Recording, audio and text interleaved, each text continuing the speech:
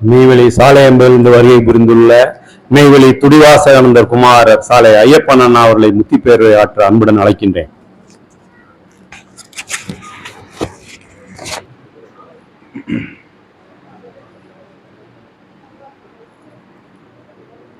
தமிழ்ச்சங்கம் வளர்ந்த மதுரையிலே நமது குலதெய்வம் ஸ்ரீ யுத்துநாயகம் தேவபெருமான் மெய்வெளிச்சாலை ஆண்டவர்களின் தீந்தமிழை, தேவத்தமிழை, பிள்ளைத்தமிழை நமக்கெல்லாம் ஊட்டும் பொருட்டு மதுரை வேதம் போரும் பாடசாலைக்கு வந்திருக்கும் மெய்வெளி மக்கள், மெய்வெளியை சார்ந்து வந்து கொண்டிருக்கும் மக்கள் எல்லோருக்கும் என்னுடைய நமஸ்காரத்தை தெரிவித்துக் கொள்கிறேன். மேலும் இன்றைய தினம் தமிழர்களாகிய நமக்கு ஒரு சிறப்பான நாள், தமிழ் வருட பிறப்பு. அந்த தமிழ் வருட பிறப்புல இந்த மதுரை சபையானது இன்னைக்கு கூடியிருக்கிறது இன்னொரு அடிஷனலா ஒரு பிளஸ் பாயிண்ட். ஏன்னா அந்த நல்ல நாள்ல எல்லாரும் கோயிலுக்கு அங்க போயிட்டு எல்லாம் போய் கேட்பாங்க. ஆனா என்ன கேட்பது, எப்படி கேட்பது என்றே உனக்கு தெரியாது. கோயிலுக்கு போனா என்ன கேட்போம், எனக்கு இப்பதான் ஒரு 10 லட்சம் வந்துச்சு, இன்னொரு 5 லட்சம் கொடுக்காம போயிட்டீங்க கடவுள, இப்பதான் ஒரு 20 சவரம் வாங்கினேன், இன்னொரு 5 சவரம் வாங்கினது கொடுத்துடக்கூடாதா, இததான் கேட்க தெரியுமே தவிர இப்ப அவர் பேசினார்ல இந்த நரகம், இதுல இருந்து நான் தப்பிக்கணும், உங்க திருவடியை போய் அடையணுங்கிறத கேட்கறதுக்கு உண்டான பாங்கு நம்ம கிட்ட இல்லை. அப்போ ஒரு தோத்திர பாடல் அண்ணன் அடிக்கடி பாடுவாரு, இன்னைக்கு அந்த பாடல் நான் பாட போறேன். காட்சியெல்லாம் எனக்கு அளித்த கருணை வேந்தே, காட்சியெல்லாம் எனக்கு அளித்த கருணை வேந்தே, கவனரச குளிகையரே கணிக்கொணாதே,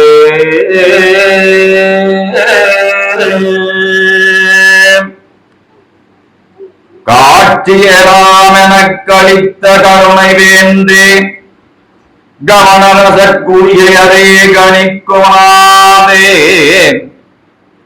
மாட்சிமையாம் இந்நாளும் மாநிலத்தில், மாட்சிமையாம் இந்நாளும் மாநிலத்தில், மானிட சட்டை தாங்கி வந்திங்கென்னை, மாட்சிமையாம் இந்நாளும் மாநிலத்தில், மானிட சட்டை தாங்கி வந்திங்கென்னை, பேச்சலி நாவனை பேச்சலி நாவனை அமுதனாவோனாக்கி, பேச்சலி நாவனை அமுதனாவோனாக்கி, பெருங்கபத்தை அறுத்தெறிந்த பிரணவோனே,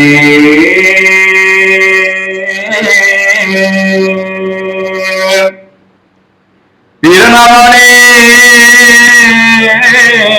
நான் உமக்கு ஏது செய்வேன், பிரணவனே நான் உமக்கு ஏது செய்வேன்,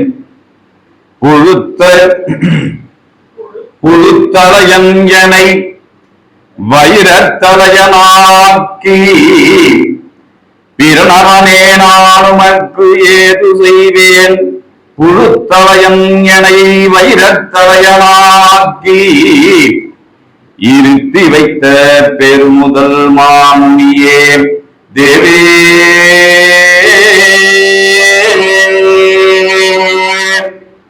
மெய்வழியில் இருத்தி வைத்த நம்ம எல்லோரையும் இந்த மெய்வழி அப்படிங்கிற ஒரு நித்திய உலகத்துல இருத்தி வைத்த பெரு பெருமுதல் மாமுனியே தேவே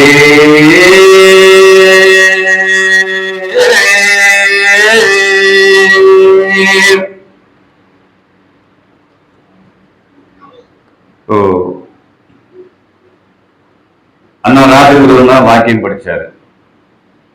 அதுல சொர்க்கம் நரகம். அதை தொடர்ந்து நம்ம மெய்வழிச்சாலை மாணிக்கண்ணாவும் அந்த நரகத்தினுடைய செயல்பாடு, சொர்க்கத்தினுடைய மேம்பாடு, இது ரெண்டுத்தையும் நம்ம தெய்வம் நமக்கு எழுதின இந்த திருவாக்கில இருந்து எடுத்து பேசினார். அப்ப ஒன்றை அடையணும்னா ஒன்றை கொடுத்தாதான் அடைய முடியும், இல்லைன்னா முடியாது. எல்லாத்துலயுமே கிவ் அண்ட் டேக் பாலிசி இருக்குது. ஒன்றை கொடுத்தால் ஒன்றை பெறலாம். அப்போ நரகத்திலிருந்து தப்பிக்கணும்னு சொன்னா என்ன வேணும்? ஒரு வியாபாரம் தொடங்க போறோம், அதுக்கு என்ன வேணும்? முதல் வேணும். அப்ப நரகத்திலிருந்து தப்பிக்கணும்னா அதுக்கு ஒரு முதல் வேணும். அந்த முதல் யார் கொடுக்கிறாரு அப்படின்னா, இந்த பெருமுதலை பெருமுதல் அவங்களே. அது யாருன்னு பார்த்தாக்கா, பெருமுதல் மாமுனியே தேவே, அவங்க தான் நமக்கு வேணும். அவங்க நம்மளோட இருக்கிற வரைக்கும் நமக்கு எந்த பிரச்சனையுமே கிடையாதுங்க. நம்மளை விட்டு அவங்க ஒதுங்கினாலும் சரி, அவங்கள விட்டு நாம ஒதுங்கினாலும் சரி, நஷ்டம் நமக்கு தான். பேரா பெரு நட்டமுடன் பிணம் என்ற பேரும் வரும். தெய்வத்தை விட்டு நம்ம விலகிட்டோம்னா பேரா பெரு நட்டம், பேர் போயிடுது, பிணம் என்ற பேர் வந்துருது. அதுக்கு அடுத்த ஸ்டேஜ் தான் நரகம். நேரா போய் விழுந்துறாரு குழி, சறுக்கு மரம். அந்த வகையில பார்க்கும் பொழுது இந்த சித்திரை மாத சபையில தெய்வ உடல் என்ற தலைப்புல தான் உங்களோட தெய்வத்தினுடைய வாக்கியத்தை பகிர்ந்துக்கலாம்னு வந்திருக்கேன். இதுக்கு முன்னாடி போன மாசம் என்ன பேசணும்னு சுவர் வச்சிருக்காங்க. சுவைச்சு இருக்கிறதுனால சுவர் வச்சிருக்கேன். இல்லைன்னா அந்த ஆள் வந்தா கேள்வி கேட்பாரியா, அதுக்கு முன்னாடி வரும்போது எல்லாத்தையும் எழுதி வச்சுக்குவோம். நம்ம இங்கேயே விட்டுட்டு போனாலும் சரி, கேட்பாருங்கிறதுக்காக செவிச்சுவைன்னு ஒண்ணு இருக்குதுல்ல. அப்ப செவிச்சுவையை குடிச்சா அதுக்கப்புறம் அதுல என்னென்ன ஒரு சில வார்த்தை மொத்தமே வரணும், எனக்கே இருக்காது, அது வேற விஷயம். இருந்தாலும் ஒரு கேள்வி கேட்கும் போது பெரியார் ஆயிரம்லங்க. அப்படிதான் உலகம் போயின்னு இருக்கு. அதாவது ஜீவனுக்கு மெய்யுணர்ச்சி தைப்பது காதின் வழியாகத்தான். அதுல ஒரு சுருக்கம். அப்ப அதுதான் முதல். எது முதல்னா, இந்த மெய்யுணர்ச்சி எதை நம்மளுடைய ஜீவனை தைக்க வைக்கிறதோ அதுதான் முதல். ஏன் அப்படின்னா, அது நம்ம தெய்வத்தினுடைய ஆழவாய் ஊற்றிலிருந்து கிடந்த ஜீவாமிர்தம், ஜீவனுக்கு அமிர்தம். அமிர்தத்தை சார்ந்தவருக்கு மரணம் இல்லையே. அந்த மந்திரகிரி மலையில அந்த கடல், என்ன கடல், கடல் பேரு திருப்பார் கடலா? திருப்பார் கடல் தானமா மந்திரகிரி மலை. அப்ப பாம்பு, வாசிங்கிற பாம்பு, இந்த பக்கம் பார்த்தா அரக்கை, இந்த பக்கம் பார்த்தா தேவர். கடையிறாங்களாம். கடைஞ்சா அமுதம் வருது. அங்க கபடநாடாக சூத்திரதாரி என்ன பண்றாரு? அரக்கனை குளிக்க விடாம மொத்தத்தையும் தேவருக்கே கொடுத்துறாரு. யாரு? பரமாத்மா. இந்த மலையே ஆடுது. அப்பதான் கூர்மா அவதாரம் எடுத்து உள்ள போய் அதை நிப்பாட்டுறாரு. அது மெய்நிலை போறதுல அந்த கேள்வியா தெய்வம் கேட்கிறாங்க. வானமுதம் கடைந்தளித்த வாசுகியும் எங்கே? அது என்ன சுகம்? அவர்களுடைய திருவாயில் இருந்து வரும் நாளாமிர்தம், வாய் சுவை, செவிச்சுவை. அப்ப இன்னைக்கு செவிச்சுவைங்கிறத நீங்க ஞாபகம் வச்சிருக்கிறீங்க, ரொம்ப சந்தோஷம். இப்ப தெய்வ முதல் அப்படிங்கிறத பத்தி அடுத்த மாசம் கேட்பேன். இருந்தாலும் இப்ப பேசிடுவோம்.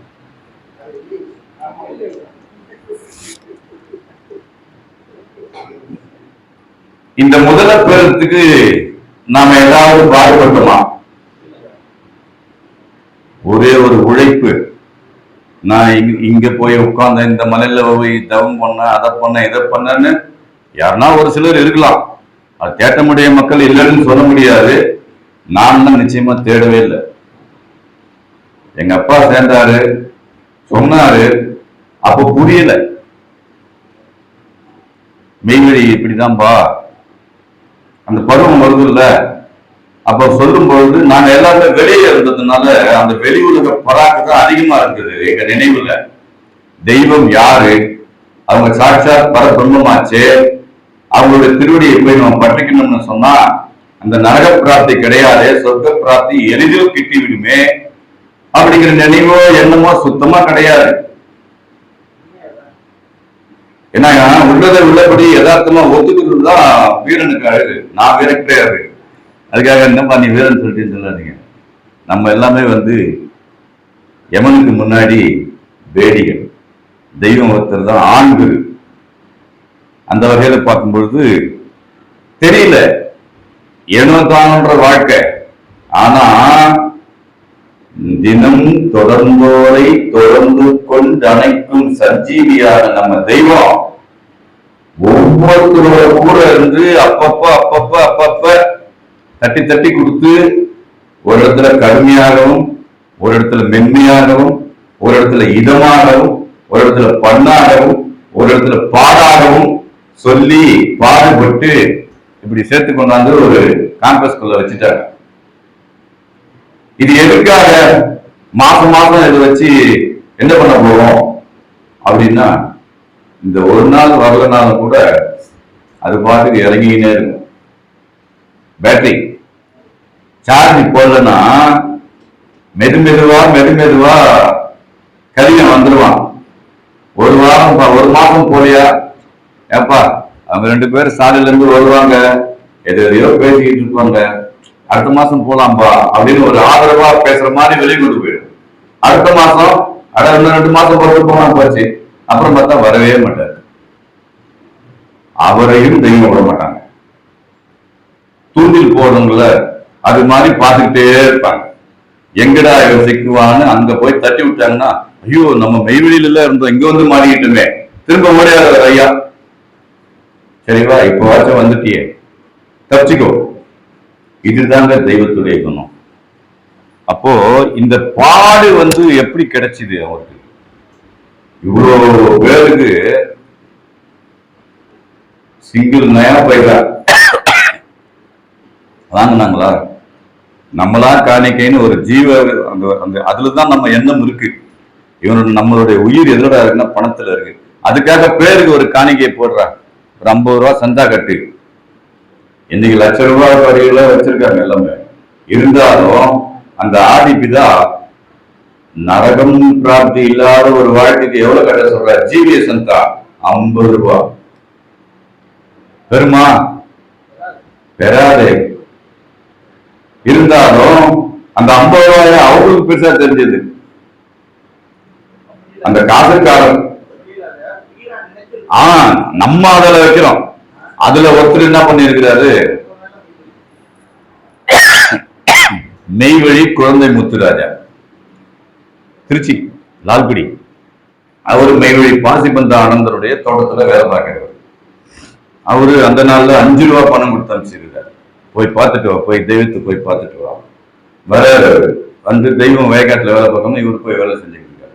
தெய்வத்துக்கு இவரு நல்லா சுறுசுறுப்பா வேலை பார்க்கறதுனால, யாரா நீ புதுசா திடீர்னு நீ பாட்டி வேலை பார்க்க, அதான் ஒரு பாசிபந்த ஆனந்தன் எங்க ஊர்ல இருக்கிறாரு, அவர் அனுப்பிச்சாரு.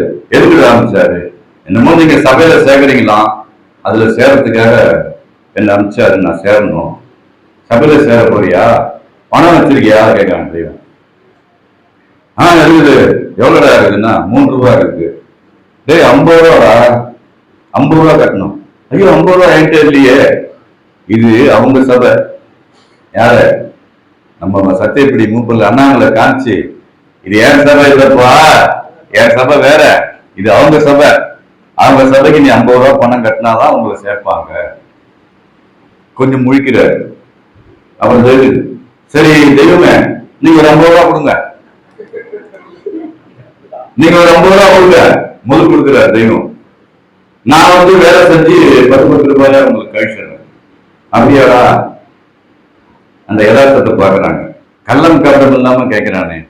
சரி திருமாலைக்கு போய் 10 ரூபாயா 5 நோட்டு எடுத்து கொடு, நீ எடுத்துன்னு போய் அவங்க கிட்ட கொடுத்து சேர்ந்துக்கோ. ஏன்னா சபை அவங்களுக்கு எந்த கிடையாது. எப்படி அந்த அந்த பாயிண்ட் நம்ம பார்க்கணும். மெய்வழி சபை என்பது அரசாங்கத்துக்காக உருவாக்கப்பட்டது கைலையானந்தர் மூலமாக. ஆனா அந்த இன்னொரு சபை அந்தரங்கத்துல தெய்வம் ஒரு சபை வச்சிருக்கிறாங்க. நிறைய பேர் சொல்லியிருக்காங்க, நீ உன் சபையில வச்சுக்கடா, இவங்களை என் சபையில நான் சேர்த்துக்கிறேன்.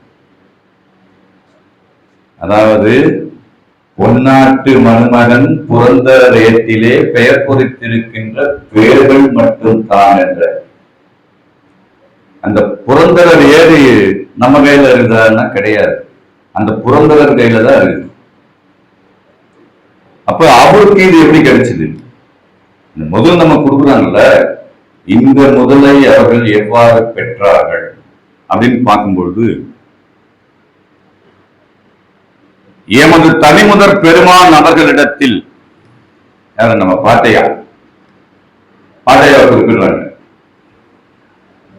எமது தனிமுதற் பெருமான் அவர்களிடத்தில் நாம் பழகி வரும் காலத்தில் இந்த மெய்யின்பால் எமது மூர்க்கத்திற்கும் ஓர்மைக்கும் ஓர் நிகழில்லை. என்னைக்கு காசுக்காரன் பாளையத்துல நெல்மண்டி வீட்டுல சந்திச்சாங்களோ, அதுக்கப்புறம் இவங்கதான் சாட்சாத் பிரம்மம் தான் நமக்காக வேண்டி வந்திருக்குதுன்றத உணர்ந்தாங்களோ, கிளம்பணும்னு சொல்ல ஜாடதான், அவ்வளவுதான் கிளம்பிட்டாங்க. ஒண்ணுமே எடுத்துன்னு போலைய. இங்கிருந்து இங்க வர்றதுக்கு சுடுதண்ணி, அப்புறம் வந்துட்டு தொண்டை சளி பிடிச்சிக்குதுன்னு சொல்லிட்டு மிளகு மிட்டாய், ஏலக்காய் இதெல்லாம் ப்ரிப்பேர் பண்ணிக்கிட்டு வரும். ஏன்னா தொண்டை அடிக்கடி மக்கள் பண்ணுது மைக்கு, அதுக்கு சரி பண்ணாதானே உங்கள்ட்ட எல்லாம் கொஞ்சம் நல்லா பேச முடியும். இல்லைன்னா கட்டிக்குச்சுன்னா பொருள் புரியாம போயிடும்ல, அதுக்காக சரி பண்ணிக்கணும். ஆனா அவங்க அப்படியா? ஆசான் கட்டளை விழியழகு காட்டி விளைந்த காமத்தால் பழிகாரி என்று பாலில் உள்ளவர்கள் வழிவசை பொழிய வந்தனும் பின்னே என்னவோ இந்நாள் என் பேர் எடுத்து என் வடிவம் மாற்றி உன் பேரு வைத்து உன் வடிவம் தந்த உத்தம சுத்த உறுதி நாயகமே அப்படின்னு அந்த தனிமுதற் பெருமானை வந்து தெய்வம் ஆதிமான்மையில குறிப்பிட்டு பேசுறாங்க. எமது தனிமுதற் பெருமான் அவர்களிடத்தில் நாம் பழகி வரும் காலத்தில் இந்த மெய்யின்பால் எமது மூர்க்கத்திற்கும் ஓர்மைக்கும் ஓர் நிகரில்லை. இங்கு நாம் மூர்க்கம் என்று குறித்தது ஒருவன் கொலை செய்ய நிற்கும் எண்ணத்தையும் கடந்து நிற்கும் அத்தகைய மூர்க்கமே. ஒரு கொலைகாரனுடைய கோபம் எப்படி இருக்குன்னு நம்ம நினைச்சு பார்த்தா தெரியும்ல. ஏன் அப்படின்னா அந்த இடத்துல அறிவு போயிடுது. அவனுக்கு என்ன செய்யறோம், அது ஒரு உயிர், அது நமக்கு சொல்ல பாவம்ங்கிறது எல்லாம் கடந்து என்ன இப்படி சொன்ன இல்லடா உன்னை நான் கொன்னே திருவேன்னு செஞ்சிடறான்.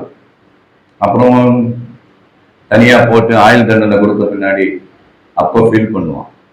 அப்போ முதல்லயே அந்த கோபத்தை தூக்கி போட்டு அன்புங்கிறதுக்குள்ள நம்ம பிணைஞ்சுக்கிட்டோம்னா முன்ன பின்னா இருந்தாலும் பார்த்து அட்ஜஸ்ட் பண்ணிக்கிட்டு நம்ம இந்த பாதையில வந்துடணும். மெய்வழிங்கிறதுல வந்துட்டு அதுல தொடர்ந்து போகணுங்கிற அந்த அக்கறை நமக்கு வரணுங்கிறதுக்காக தெய்வம் இந்த பாக்கியத்தை நமக்கு கொடுக்குறாங்க. மூர்க்கம் என்று சொன்னது ஒருவன் கொலை செய்ய நிற்கும் எண்ணத்தையும் கடந்து நிற்கும் அத்தகைய மூர்க்கமே. நமது மனைவி, மக்கள், சொத்து, சுதந்திரம், புகழ், கீர்த்தி போய்விடுமே. நம்ம கூப்பிட்ட போவோமா? பாட்டையர் வந்து இப்போ வரதா வச்சுக்குவோம். தம்பி ஐயப்பா வாபா போலாம் அப்படின்னா, ஏங்க நீங்க போங்க, நீங்க நான் இப்பதான் ஒரு வீடு கட்டி இப்பதான் குடியேறி இருக்கிறேன், இன்னும் ஒழுங்கா கூட ஒரு 6 மாசம் கூட இல்லை, அதுக்குள்ள என்ன ஆண்டியா கூப்பிடுறீங்க, இப்படிதான் நம்ம எண்ணம் போவோம். ஆனா அவர் வந்து இந்த ஆதிமான்மைய பாடல எழுதுறாங்கல்ல, ஊரை விட்டார் தம் உறவு விட்டார் ஊடும் பொருள் நிதி விட்டெழுந்தார் பெண்டு பிள்ளைகை வீட்டாரி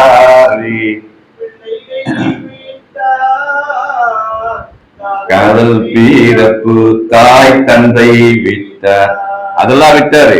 கடைசியா என்ன, விட்டு விட்டோம் என்ற எண்ணம் விட்டார். இவங்களெல்லாம் விட்டுட்டுமே அப்படிங்கிற எண்ணத்தையும் அவங்க விட்டுட்டாங்க. அப்படின்னா எந்த அளவுக்கு அந்த மூர்க்கம் இருந்திருக்கும், அது என்ன காரணத்தினால அந்த அளவுக்கு அந்த மூர்க்கம் வந்ததுன்னு சொன்னா, 9 வயசுல பள்ளிவாசல்ல கேட்கிறார் தெய்வம். அந்த அகரத்தை பேசுறாரு. இப்ப நம்ம பேசுறோம், அந்த மாதிரி பேசும்போது மைக்கில் அவர் வெளியே போகும்போது கேட்கிறாங்க, ஒருவனுடைய மரண தருவாயில அவனுக்கு கசப்பு தீட்டு பிணநாகத்தில வெளியாகி செத்துட்டான்னா அவன் நரகத்துக்கு தான் போவான், நஜிஸ் ஆகக்கூடாது, முழுக்க ஆகக்கூடாது. அப்ப அந்த சக்கராத் என்ற அமலில வந்து இந்த நெருக்குதல் ஏற்படும் போது கைச்சேதம் ஆகக்கூடாது. கைச்சேதம்னா என்னப்பா சைதலி, கைச்சேதம்னா என்ன, மரணத்துல வரும். ஆனா நமக்கு தான் தெரியும், மெய்வழி மக்களுக்கு தான் தெரியும், உன் நினைவல்லவா முக்தியடைய போகிறது. கை என்றால் நினைவு, அந்த நினைவு சேதம் அடைஞ்சிருச்சுன்னு சொன்னா காவி ஏறும் நாள் கண் கலங்குமே. அங்க அடிச்சா இங்க கலங்குது. கண் கலங்கும் அதன் முன் இதயம் கலங்கும். மெய்ய நினைச்சா, தெய்வத்தோட பாட்டை நினைச்சா கண் கலங்கும், அதன் முன் இதயம் கலங்கும். அப்ப இதயம் கலங்கணும்னு சொன்னா இங்க உள்ள போகணும். இது உள்ள நுழைக்க நுழைக்க நுழைக்க அது என்ன ஆகும்னா, நம்மளுடைய அந்த ஈன புத்தி இருக்குல்ல, மேட்டிமை, இவர் என்ன பெருசு அவர் என்ன பெருசு, இது நம்ம செஞ்சா என்ன அவங்க செஞ்சா என்ன, அதெல்லாம் விட்டுட்டு தெய்வ செயல், நம்ம தெய்வத்துக்காக தான் வரும். இங்க வந்து வண்டி போட்டு உட்கார, அங்க உட்கார்ந்தா விட நான் உட்காந்து பேசிட்டு போயிட்டு இருக்கேன். ஏன் அப்படின்னா நம்ம வந்ததால கையேந்துறது, பிச்சை போடுறாங்க, இது கிடைக்காது இல்ல உலகத்துல. அடிக்கடி அந்த பாட்டு நம்ம பாடுவோமே, விளங்கும் என்றல் ஞான சபை மலர்ந்து ஓங்க, ஓங்கணும், தாழக்கூடாது. வேத குலன் மைந்த முடி கலைக்க கேளீர், புழங்காத பேச்சுலகில் உங்கற்கென்றே புகழ்விலே கேட்க மதி அதிகம் வேண்டும். நம்மளை எல்லாம் மதிமகத்துக்குள் நம்பி கொடுத்துருக்கிறாங்க தெய்வம். அப்ப நாம அறிவுடையவரா இருக்கலாமா அறிவிலிகளா இருக்கலாமான்னு அவங்கதான் முடிவு பண்ணிக்கணும். ஆமா, அப்படிங்கிறது அவங்க பாட்டை நினைச்சாதான் வரும். அவங்க பாட்டை நினைக்க தெரியணும் முதல்ல. அப்ப அவர் புத்திரர் என்ன பண்றாங்கன்னா, கொலை செய்ய நிற்கும் எண்ணத்தையும் கடந்து நிற்கும் அத்தகைய மூர்க்கமே, நமது மனைவி மக்கள் சொத்து சுகம் சுதந்திரம் புகழ் கீர்த்தி போய்விடுமே, நம் உடல் நைந்து விடுமே. நஞ்சுதுங்க. இதே திருப்பரங்குன்ற மலை, அந்த புகையில இன்னைக்கு அந்த புகை இருக்குது, எலும்பு உருகி தலை மட்டும்தான் தெரியுது, கைகால் இருக்குது, தலை மட்டும்தான் பார்க்கறது. பாட்டையா வந்துட்டான், முடியல முடியல. குருநாள் வந்துட்டாங்க, எந்திரிச்சு அவங்க வந்து நமஸ்காரம் பண்ணணும், கொட கொட கொடன்னு இருக்குது. பார்த்தாங்க பாட்டியா, ஆஹா முடிச்சிரு, இவ்வளவு மூர்க்கமா. இன்னொரு வாய்க்கு சொல்றாங்க, இருவரையும் நான் பார்த்த உன்ன மாதிரி யாருமே பார்க்கல, இந்த மெயில வந்து அடையிற வேட்கையில உங்களை மாதிரி பார்க்கவே இல்லைன்னு பாட்டையா சொல்றதா தெய்வம் உத்தரவுறாங்க. அப்புறம் தேர்த்தி கொண்டு வந்து அனுப்பிச்சு வச்சாங்க. அப்படி அனுப்பிச்சு வச்சதனுடைய காரணத்தினாலதான் இன்னைக்கு நாம உட்கார்ந்து பேசிக்கிட்டு இருக்கோம். அது பெரிய விஷயமா சின்ன விஷயமா, அது எப்படி என்ன, அதெல்லாம் நமக்கு தெரியாது. ஆனா தெய்வ வாக்கியம் பொதுவா யதார்த்தமா உள்ள வாங்கி மாத்திரை டாக்டர் எழுதுறான், கிறுக்கி கிறுக்கி கொடுக்குறான். போய் மருந்து கடையில கேட்டா அவங்க கொடுக்குறான் 3 நாள், இதுல நாள் அதனால சாப்பாடு மாதிரி சாப்பிட சொல்றான், அவ்வளவு கொடுத்துறான். பயந்து சாப்பிட்டு இருக்கோம், ஏன்னா நம்ம செத்து போயிடும், இது சாப்பிடலன்னா மரணம் வந்துடும் இவரு. ஆனா தேகத்தளவுல தப்பிச்சுக்கிறார், ஜீவனால தப்பிக்க முடியுமா? அப்ப அந்த தெய்வம் முதல் இருந்தாதான் தப்பிக்க முடியும். அப்போ அந்த மாதிரி உடல் நைந்து விடுமே என்ற எண்ணம் வராத தனி மூர்க்கம். அப்படி அந்த மாதிரி நினைச்சிருந்தா அப்பப்போ கேப் விட்டுட்டு இருப்பாங்களே. ஒரு நாள் தியானத்திலிருந்து தவத்திலிருந்து நாம் கண் விழிக்கும் பொழுது பொழுது புலந்திருக்கும். அப்பொழுது நாம் வெளியே வந்து பார்ப்போம், எல்லாம் ஏறு ஓட்டிட்டு இருப்பாங்க, சேரு நடவுக்காக. மீண்டும் அந்த குகை விவாதத்தில் இருக்கும் அந்த கத்தாழை அறுத்து உணவாக உட்கொண்டு விட்டு துளை உள்ள நீரை எடுத்து அருந்து விட்டு மீண்டும் தியானத்தில் சென்று விடுவோம். மறுமுறை வரும்பொழுது அறுவடை செய்து கொண்டிருப்பார். எத்தனை மாசங்க இப்ப மாதிரி 50 நாள் 60 நாள் வர நெல்ல அப்ப இருந்தது 6 மாசம். அந்த 6 மாசத்துக்கு எது தாக்க பிடிச்சதுன்னா அந்த 2 துண்டு கத்தாழமும் தண்ணி தாங்க. அந்த தவையேற்றத்துல போய் என்ன பின்னாடி இது எல்லாமே அவங்களுக்கு கவனத்திலேயே இல்லை. அவங்களுடைய உத்தரவு இப்படி உட்காருன்னு உத்தரவு பண்ணாங்க, தவத்துல உட்காருன்னு உத்தரவு பண்ணாங்க. தாய்மை பார்த்துட்டே இருக்காதீங்க, அங்கேயே பாக்குறீங்க, அவர் வருவாரு இன்னும் கொஞ்ச நேரத்துல. அப்ப நைந்து விடுமே என்ற எண்ணம் வராத தனி மூர்க்கம் அதுவே இந்த தெய்வ முதலை எம் கையில் தந்தது. சரி, வாங்கிக்கிட்டாங்களே, நம்ம என்ன செய்வோம்? ஒரு வியாபாரத்துல லாபம் வந்தது, 2 பேர் பார்ட்னர்ஷிப் போட்டு செய்யும் போது நம்ம லாபத்தை பங்கு பிரிச்சு கொடுத்து முதல் கட்சின்னு உடனே என்ன பண்ணோம்? பாக்கெட் பண்ணின்னு எஸ்கேப். ஆனா தெய்வம் அப்படியா? அதாவது கட்டளையோ பிரானிட்டது, பொறுப்போ உலகத்திற்கு, அதற்காகவென்றே இந்த தேகத்தை தேய்த்து விடுவது என்று கங்கணம் கட்டிவிட்டோம். அப்படிதானே பண்ணாங்க, இன்னைக்கும் பண்றாங்களே. அந்த தவத்துல யாருக்காக? நமக்காக. இன்னும் வர வேண்டிய மக்கள் எவ்வளவு பேர் இருக்காங்க, அவங்களெல்லாம் ஆக்கணும். அந்த செயலுக்குள்ள வச்சு இப்ப அவர் அண்ணன் பேசின மாதிரி மந்திர சந்ததியார் வந்து பிறந்த மக்கா செந்தி உன் மேனியிலே தீண்டாது நின்றுடுவீர்னு சொல்றாங்க. சொர்க்கபதிக்கு ஆளாகணும்னு சொல்றாங்க. அப்ப அந்த சொர்க்கபதிக்கு ஆளாகணும்னா மேட்டுமையத்துக்கு தூரம் போடணும். யதார்த்தம் அப்படிங்கிற இடத்துல மட்டும் நம்ம நின்னோம்னா ஜெயிச்சிடும். என்னால நடக்குது நான் சொன்னா போச்சு. அந்த இடத்துல நான் அப்படின்னு வந்துச்சுனால போச்சு. தெய்வம் நடத்துறாங்க, முன்னையோ பின்னையோ நமக்கு வெகுமதி கிடைக்குதோ இல்ல சிறுபான்மை வருதோ அது அவங்க பார்த்துக்கிட்டோம். நம்ம கடமை நம்ம செஞ்சுட்டு போயிட்டே இருக்கோம்னா நம்மளை தூக்கி முன்னாடி வைப்பாங்க தெய்வம். இது அனுபவ உண்மை. அப்போ அந்த தனி மூர்க்கம் அதுவே இந்த தெய்வ முதலை என் கையில் தந்தது. அந்த கையில தந்த முதல்ல என்ன பண்றாரு தெய்வம்? அந்த நித்திய பொருள், இது திருமஞ்சன குரல் 16வது வாக்கியம் 136வது பக்கம் 2வது பேரால இந்த குறிப்பு இருக்குது.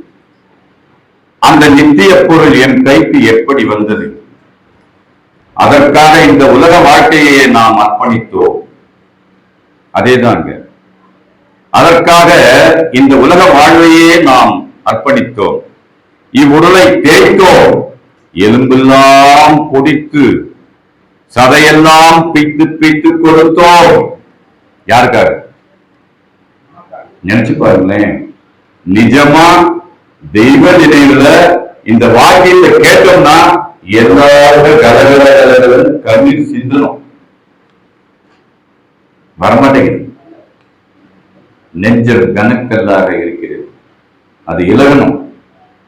அது இலகினாதான் அந்த வார்த்தை வரும், கண் கலங்கும் அதன் முன் இதயம் கலங்கும். அப்ப இலகணும்னா என்ன பண்ணணும்? இதை கொண்டு போய் உள்ள சேர்த்துக்கிட்டே இருக்கணும். அப்பதான் தலை தூக்காது. அந்த நித்திய பொருள் என் கைக்கு எப்படி வந்தது? அதற்காக இந்த உலக வாழ்க்கையை நாம் அர்ப்பணித்தோம். இவ்வுடலை தேய்த்தோம், எலும்பெல்லாம் பொடிந்து பொடிந்து சதையெல்லாம் பிய்த்து பிய்த்து கொடுத்தோம். அனித்தியன் எம்மை ஏழை என்று ஏளனம் செய்தான். சொன்னாங்களே, பொட்டியடி கல்லா பலகை விட்டு ஆண்டவர் வரும்போது கல்லா பலகை விட்டு எழுந்து சலாம் கூறுகிறதும், அவர்கள் முன்னே சென்று பின்னாடி நாவை நீட்டி கோடை பழிக்கிறதும் எழுதி வச்சிருக்கிறாங்க. ஏன் அப்படின்னா அப்போ அவங்க இருந்த கோலம் அப்படி. இத வரப்போது திருவிழா பத்தி என்ன பேசுவாருன்னு பார்த்தேன், விட்டுட்டாரு. அடுத்த மாசம் அதுக்கு முன்னாடி சபை வந்துருதா? சரி, பேசுவோம். அப்போ இந்த ஆதிமூசா கடையில எடுத்ததுக்கு அப்புறம் தான் அந்த சாமியார் கோலத்துல இருந்து ஜடாமுடியுமோ லங்கோட யோகத்தண்டோட இருக்கிறதெல்லாம் தூக்கி போட்டு நம்மள மாதிரி குடும்ப ரீதியா தெய்வம் மாறினதுக்கு பின்னாடிதான் இவ்வளவு தலைகளை அவங்களால சேர்க்க முடிஞ்சது. ஏன் அப்படின்னா பைலை நம்பி வாழும் உலகம். வேஷம் போட்டா அதுதான் நாங்கெல்லாம் ஜிவா போட்டு வந்துடும். என்னமே 2 பேரும் தான். அந்த நித்திய பொருள் என் கைக்கு எப்படி வந்தது? அதற்காக இந்த உலக வாழ்க்கையை நாம் அர்ப்பணித்தோம். இவ்வுடலை தேய்த்தோம், எலும்பெல்லாம் பொடித்து சதையெல்லாம் பிய்த்து பிய்த்து கொடுத்தோம்.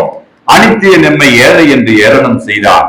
அதை நாம் ஒரு சிறிதும் பொருட்படுத்தவில்லை.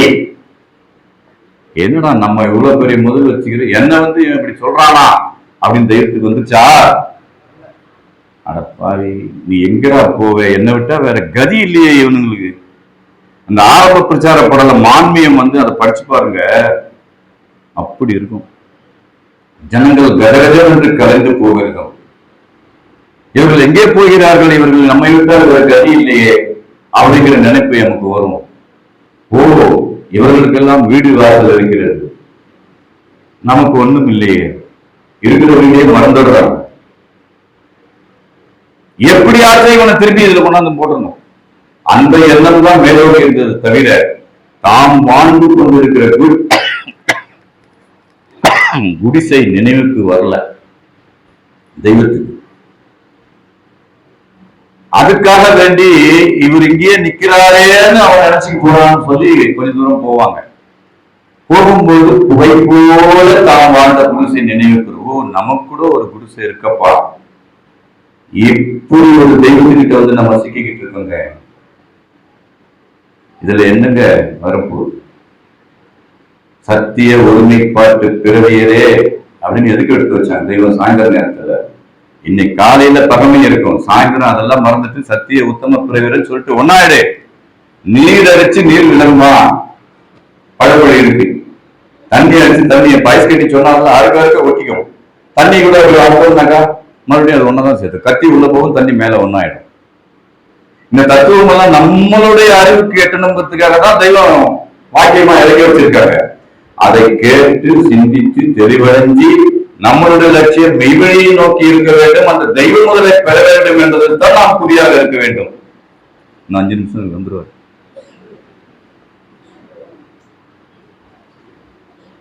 அதை நாம் ஒரு சிறிதும் பொருட்படுத்தவில்லை. அதனால் எமக்கு அணு கூட நஷ்டமில்லை, அணு அளவு கூட நஷ்டமில்லை. யாருக்கு? அவங்களுக்கு என்ன இருக்குது? அவங்க கிட்டதான் அந்த சொர்க்கபதி வாழக்கூடிய செல்வ செழிப்புல மிகுந்து இருக்கிறாங்களே. இத பாடினார, அனந்தம் கோடி ரத்னமலை புதை குவியல் திறந்து விட்ட வீட்டை போய் திருடிக்கோ. திருடுறதுக்கு தான் நம்ம கிட்ட மனம் பொருத்தம் இல்லை. ஒரே ஒரு பாட்டு மட்டும் மனப்பாடம் பண்ணிட்டு இத பாடுறோம். இது பாடுறதுக்கு 1 வருஷம் ஆச்சு. காட்சியெல்லாம் எனக்கு அளித்த கருணை வேண்டு. அவர் பாடும்போது நல்லா இருக்கு, நான் பாடும்போது எனக்கு நல்லாவே இல்லை. அது நீங்க சொன்னாதான் பெருமை சொல்லிடுறீங்க. அப்போ அதனால் எமக்கு அணு அளவு கூட நஷ்டமில்லை. எல்லா வகையிலும் எவரும் பெற முடியாத நித்திய லாபகர பெருவாழ்வு என் கையில் கிட்டியது. அவங்க பயன்படுத்திக்கிட்டாங்களா? லாபகரம், நஷ்டமே கிடையாது. கோடாயிரம் 12வது வாக்கியம் தெய்வ முதலை பத்தி அடுத்த சபையில வரும்போது அந்த வாக்கியத்தை எல்லாரும் படிச்சுட்டு வந்துருங்க. அதுலதான் பேசலாம்னு இருக்கிறேன். அதுல சொல்றாங்க, உன்னுடைய வியாபார மளிகையில் நஷ்டம் இருக்குதான்னு பாரு. நீ சிந்தனையில செய்யற வியாபாரம், கேள்வியின் வியாபாரம், பார்க்கிற வியாபாரம், நுகர்வுகளின் வியாபாரம், உணவுகளின் வியாபாரம், இந்த வியாபார கடைகளில் நீ 5 ரூபாய் போட்டு பார்த்தால் லாபம் கிடைக்காது. சரிப்பா, லாபம் கிடைக்கலனாலும் பரவாயில்ல, முதலாவது தேர்வுமே அப்படின்னா அதையும் ஒருத்தன் எடுத்துன்னு போயிடுறான். நீ ஒழுங்காவே வியாபாரம் பண்ணல, கடன் கொடுத்தாருல, நீ சரக்கு வாங்க, நீ கொடுத்தியா முதல்ல அப்படின்னு இன்னொருத்த தூக்கிட்டு போயிடுறான். அப்படிதான் நம்ம வாழ்க்கை. உங்களுடைய வாழ்க்கையை 5 ரூபாய் போடவில்லை என்று மலைக்காதீர்கள். சாலையில் 5 ரூபாய் கணக்கு ஒருவரை வைத்திருக்கிறோம். அங்கே நஷ்டவாதிகள் ஆகாமல் பெரிய தனம் சம்பாதித்து கோட்டீஸ்வரராகலாம். இங்கனம் இது சத்தியம். யார் சொல்றது? சத்தியமே சொல்லுங்க. அந்த சத்திய துருவில நம்ம கிட்ட சத்தியம் பண்ணுது. அந்த அளவுக்கு நம்ம தகுதியானவங்களா இல்லையே. இருந்தாலும் உனக்கு நம்பிக்கை வரும். நம்ம பெரியாரு இப்பெல்லாம் போயிட்டு ஒயிட்ல இவன் பெரியாருன்னு உலகம் நினைக்கும். உள்ள பார்த்தா பீத்தல். அங்க யமன் வரும்போதுதான் தெரியும் நமக்கு இல்ல, தெய்வம் நம்மளை காப்பாத்திடுவாங்க நம்பிக்கையோட இருக்கும். அப்ப அதனால் எனக்கு அணுஅளவு கூட நட்டமில்லை. எல்லா வகையிலும் எவரும் பெற முடியாத நித்திய லாபகர பெருவாழ்வு என் கையில் கிட்டியது. அதோடு எல்லோரும் எமன் கை அடக்கம், அந்த யமன் எம் கை அடக்கம். இப்படி சொல்ற தெய்வத்துக்கிட்ட தாங்க நாம வந்திருக்கிறோம். அந்த யமன்பதி வாழ்வை தவிர்த்து சொர்க்கபதிக்குள்ள போறதுக்காக மட்டும்தான் அந்த மெய்வழியை தொடர்றோமே தவிர புகழுக்காகவோ மற்றவங்களுடைய மதிப்புக்காகவோ நம்மளை பெருமையா நினைச்சுக்கணுங்கிறதுக்காகவோ அல்ல. இதை நாம் அனைவரும் சத்தியமாக உணர வேண்டும்.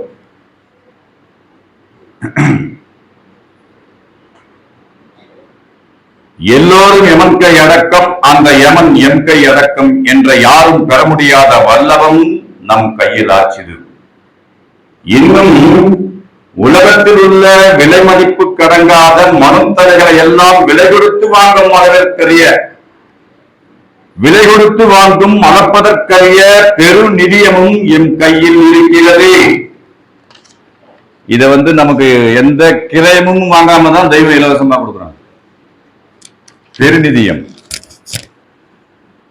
அப்பா, இன்னும் உலகத்தில் உள்ள விலை மதிப்பு கடங்கா மனுத்தலைகளை எல்லாம் விலை கொடுத்து வாங்கும் அளப்பதற்கரிய பெருநிதியமும் என் கையில் இருக்கிறது.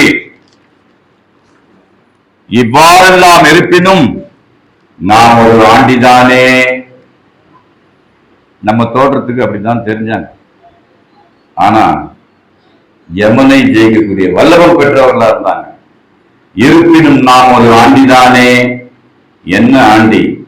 சர்வ உலகத்திற்கும் ஆண்டி, சர்வ உலகத்தையும் ஆளுகின்ற ஆண்டி. நாம் ஒருவர் இல்லை என்றால் அந்த கடுவாயாகிய யமன் முன் நீ என்ன செய்வாய்? அவனை அடக்கி ஆளுகிற சொத்து உன் கையில் என்ன இருக்கிறது? இதை நினைச்சு பார்த்து நாம ஒவ்வொருவரும்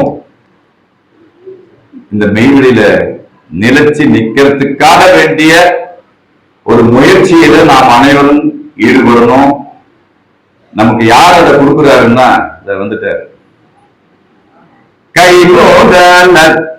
கைமோகலித்த எந்தொரு காமேலுக்கு நாமமேதும் கட்டுரை செய்யப்படுவதோ கைமூடலில்லாத தவத்தின் பல நேரு நீலத்தோம் கசமுகவலையாகையால். நம்ம வாழ்க்கையெல்லாம் கஷ்டமும் கவலையும் தான். அதுக்காக அவர் என்ன பண்றாரு?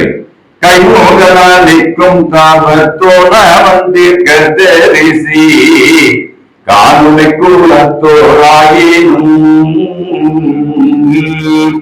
கைமூறிதாருதல் காரன் இறைவன் வேதமானிற்காலமையன் யான் சுருவிலே